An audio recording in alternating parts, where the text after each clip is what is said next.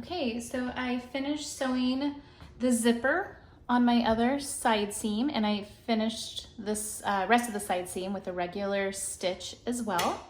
So now I'm ready to prepare the facing pieces. So in order to do that, step one is to sew the side seam together of the facing pieces. And you want to sew the same side seam that you sewed your skirt. So here's the front of my skirt and the back. I guess when I'm looking at it, it's on the left. Although if I flip it out, I believe it's wearer's right. You have to figure that out. So this is my back facing. Should be sewn here. And this is my front facing. So I'm gonna wanna sew this side seam together as well. And then I will leave this open. This is where the zipper goes. Okay, so my side seam has been sewn shut on my facing. So now I really want to think about how to finish the bottom of my facing because this will fray after washing. In fact, a lot of you guys probably have fabric where the fabric's already fraying right now. So you have options. We've talked about options in this class. If you are fortunate enough to have access to an overedge serger overlock machine, run it through that, that's great. If you don't, or maybe if you have some pinking shears, just cut the edge with the pinking shears. Another option is to just actually fold it back and give it a top stitch. That will work too. I recommend only doing it once. If you fold it twice, it might be a little bit like bumpy when you wear it, which might not be super attractive. If you have a rolled hem foot, that's a great way to finish it as well.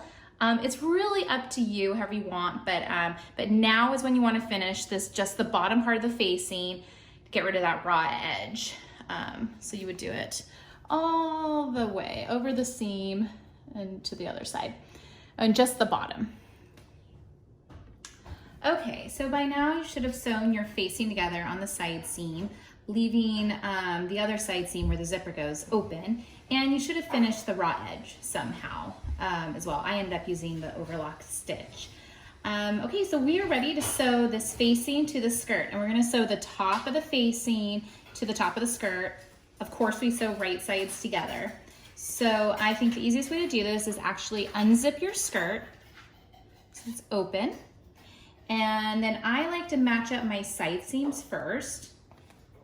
So I find my side seam and I match it up to the side seam on my facing. And I pin it together. That way later when I press it open, you have a nice line that matches up. Okay, then I'm gonna go ahead and just pin it all the way around the waist.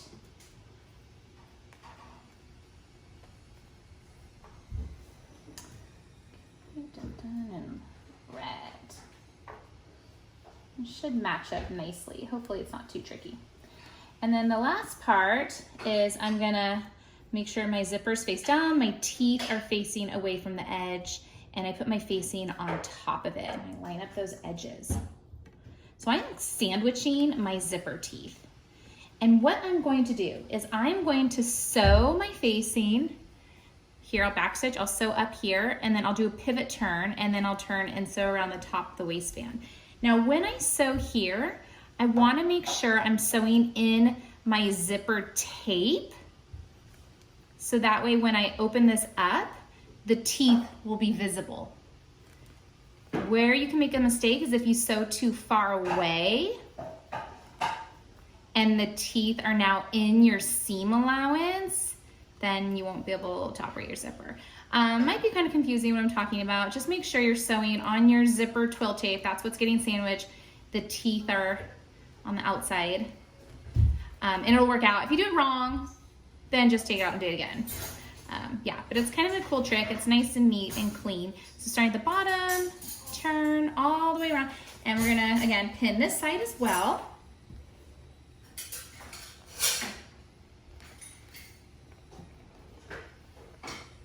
And do the exact same thing on this other side. We'll pivot turn and sew straight down as well, leaving the teeth to be exposed later.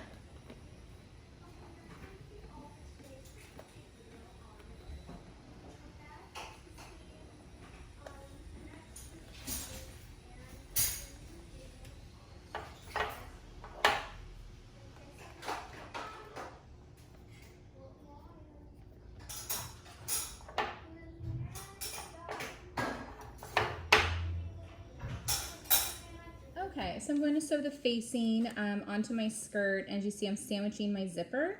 I can feel my zipper teeth, so I really want to make sure when I sew, I'm catching the tape. I don't want to sew on this side where I'm catching only the fabric. Otherwise then my zipper teeth will be in my seam allowance, which is no good. So make sure you're catching your zipper tape as well.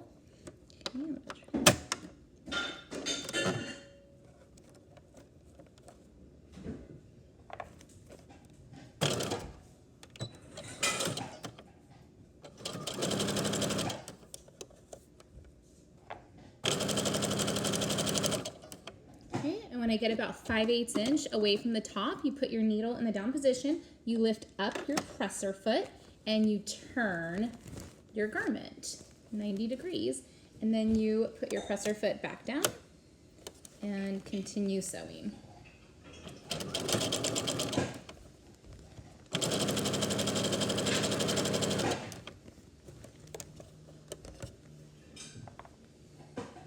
Okay, real quick, I'm just going to take a peek to see how this went. Let's see here.